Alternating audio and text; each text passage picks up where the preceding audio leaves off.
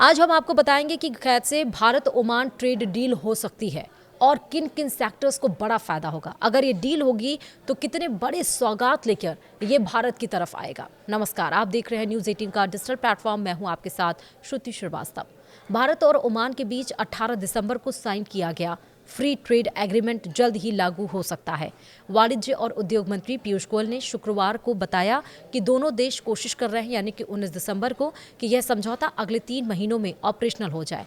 उनके अनुसार इस कदम से दोनों देशों के बीच व्यापार और निवेश के नए रास्ते खुलेंगे। इस समझौते के तहत ओमान ने भारत को बड़ी राहत दी है।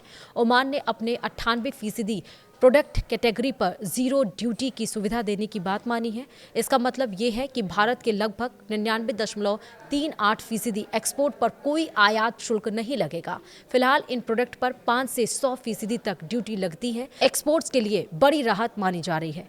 यह ड्यूटी फ्री सुविधा जेम्स और jewellery, textile, leather, footwear, plastic, furniture, sports good, कृषि उत्पाद, इंजीनियरिंग और फार्मा जैसे श्रम आधारित सेक्टर्स को खास फायदा देगी। इससे न केवल भारत का निर्यात बढ़ेगा बल्कि इन सेक्टर्स में रोजगार के मौके भी बढ़ सकते हैं। वहीं भारत भी ओमान से आने वाली लगभग 78% प्रोडक्ट कैटेगरी पर ड्यूटी में राहत देगा।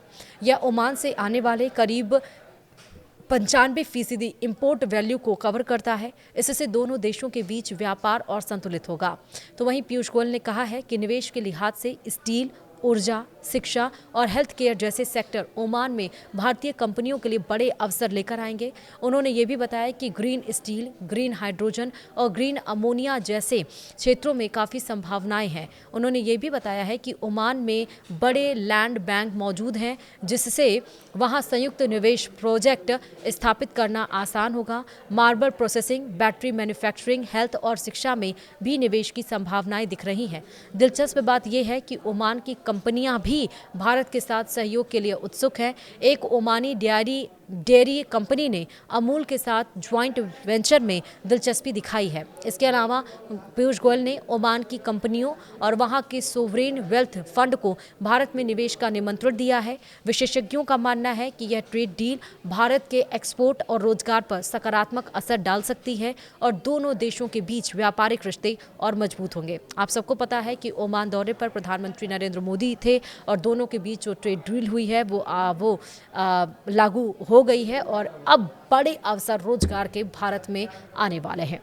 वीडियो में इतना ही। नमस्कार।